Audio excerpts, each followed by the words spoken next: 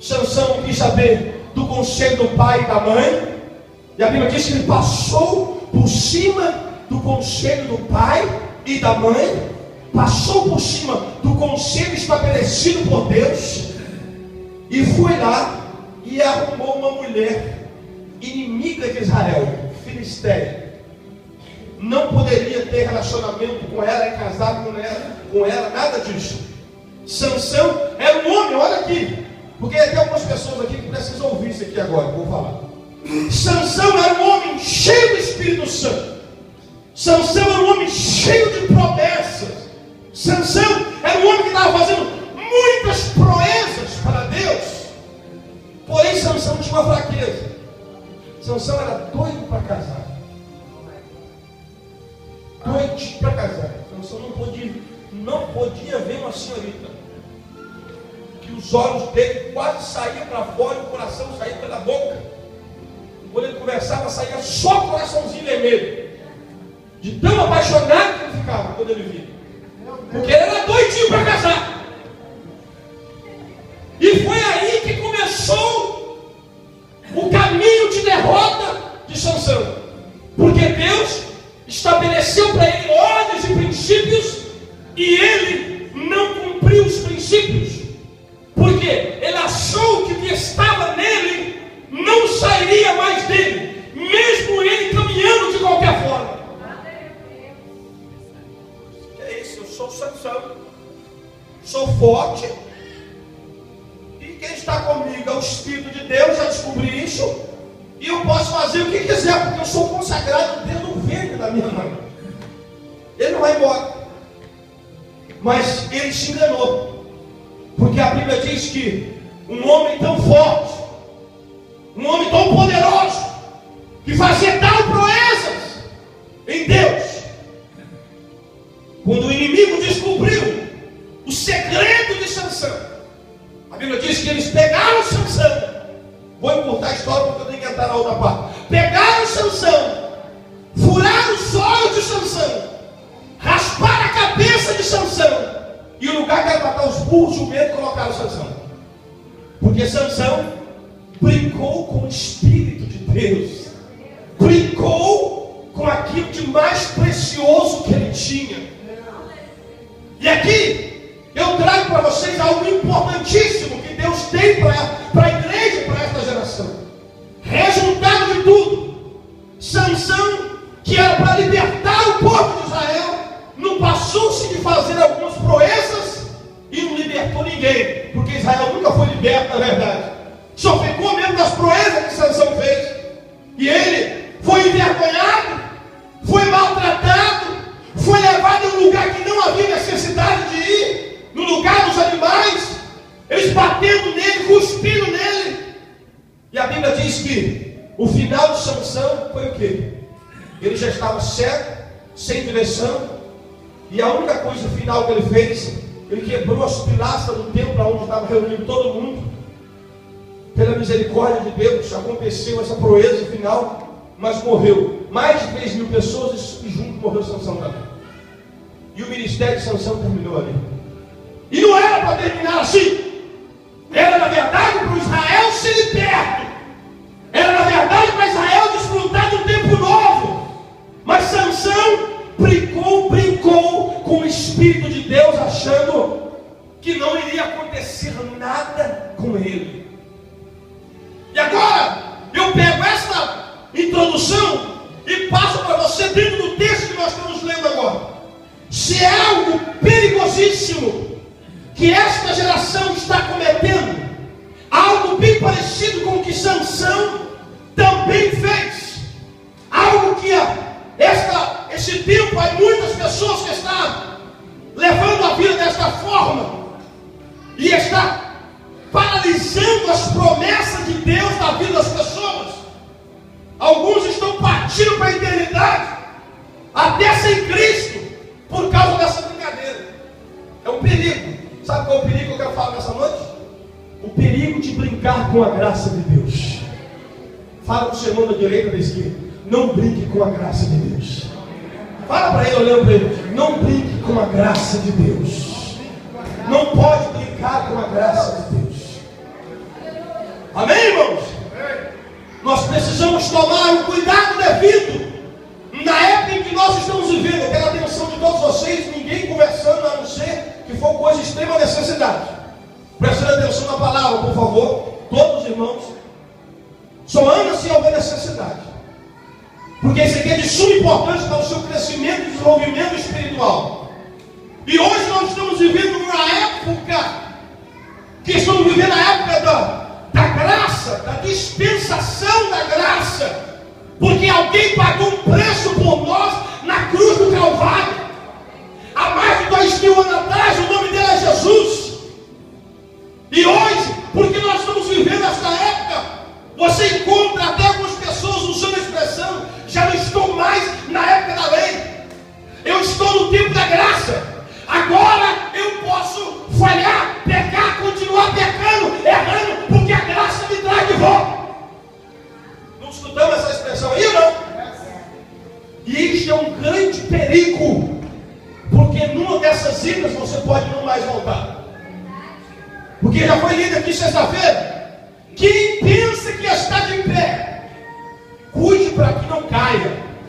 Quem pensa que está de pé, cuide para que não caia. Por quê? A Bíblia diz que o cair do homem, o levantar é de Deus. A Bíblia é perfeita, irmão. O homem cai porque quer, mas Deus só levanta quando Ele quer. Se Deus não quiser levantar, você fica caído. Então qual é a melhor opção? Não cair. A melhor opção é essa: é você se manter firme na palavra de Deus, se manter firme na presença de Deus. E ainda que o barco balançar e parece que você vai até afundar, de tanta tentação que aparece, o segredo é o seguinte: é permanecer na promessa de Deus, porque fiel é aquele que prometeu, e a Bíblia diz que Ele prometeu e Ele cumpre tudo em todos.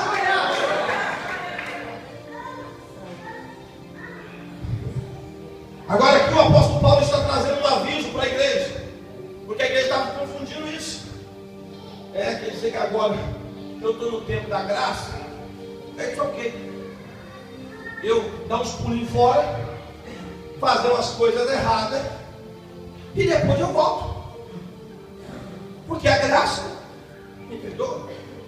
Só que eu tenho uma notícia para você. Olha aqui para o pastor, olha aqui todos os irmãos, olha aqui para o pastor. A graça verdadeiramente, ela perdoa o pecado. A graça verdadeiramente tira o pecado do homem.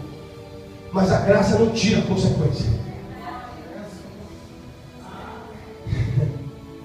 O pecado removido é uma coisa, agora a consequência é outra. E o problema é que o inimigo fala para as pessoas que a graça vai trazer de volta, mas ele não fala para as pessoas que a graça não tira a consequência. Então você tem que tomar muito cuidado, porque a consequência pode ser fatal, a consequência pode ser irreversível. Então nós temos que tomar cuidado, irmãos, com o perigo de brincar com a graça de Deus. Temos que tomar cuidado. Eu vou para você na Bíblia, porque o tempo passa corrido aqui, e vou ler para você. O que é graça, pastor? É o favor imerecido vindo de Deus para a humanidade. É a maior expressão de amor do universo. É Deus dando para o homem uma nova chance de se reconciliar com Ele.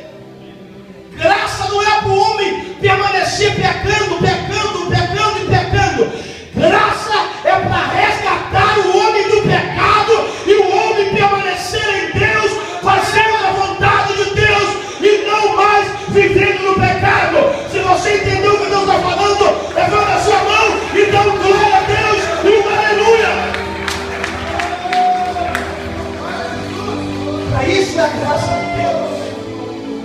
Olha o que está escrito no livro de Romanos 3:23. Abre aí a sua Bíblia comigo, acompanha para mim, por favor. Romanos 3:23 e Romanos 5:18. Vamos ler a Bíblia.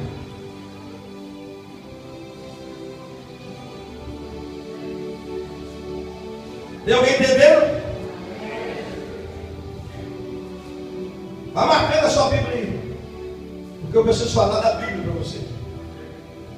Romanos 3:23 3:23 de Romanos 5:18 diz o seguinte, 3:23, porque todos pecaram e destituídos estão da glória de Deus. Olha aí, irmão, qual que é a função da graça, pastor? A função da graça é essa: quando Deus olhou para a terra e não viu nenhum homem que era capaz de fazer tal obra para resgatar o homem de volta, Deus ofereceu o seu filho, ofereceu Jesus para levar sobre ele todos os nossos pecados, todas as nossas maldições, ainda que ele não houvesse nele nenhum tipo de pecado, mas ele tomou a decisão de fazer isso para quê? Para reconciliar o homem de volta com Deus. Então a graça é para reconciliar o homem de volta com Deus.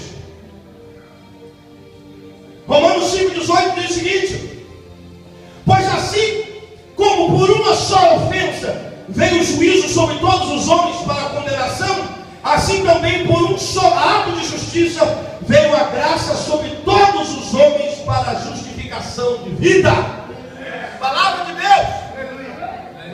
A Bíblia diz que quando Adão pecou contra os princípios de Deus, o pecado entrou na humanidade. Só que Deus já havia preparado uma forma de resgatar a humanidade antes de Adão existir. Antes de fazer Adão, antes de fazer todas as coisas que existem no universo, Deus já havia um plano projetado dentro do coração dele, que foi revelado há mais de 2000 anos atrás. Qual é esse plano? É o plano da graça. O que é graça? É Jesus morrendo na cruz do Calvário, mas a morte não pode deter ele. Ele ressuscitou ao terceiro dia e vive para todo sempre. Venceu o pecado, venceu o diabo, venceu os demônios, venceu todo o poder do maligno para nos dar a vitória e seguir firme na presença de Deus. Isso é graça de Deus. Jesus manifestando na cruz do Calvário. Isso é graça para resgatar o homem, porque a Bíblia diz que não existe outro nome que pode trazer salvação para o homem a não ser em Cristo Jesus. Não existe. Aqui eu quero ver o Buda, aquele barrigudão assim. Quero ver Allan Kardec. Quero ver a santa, branca, amarela, preta, que aparece de fora. Diante dessa palavra, quero ver o que eles fazem. Porque a Bíblia me garante que Jesus é o caminho,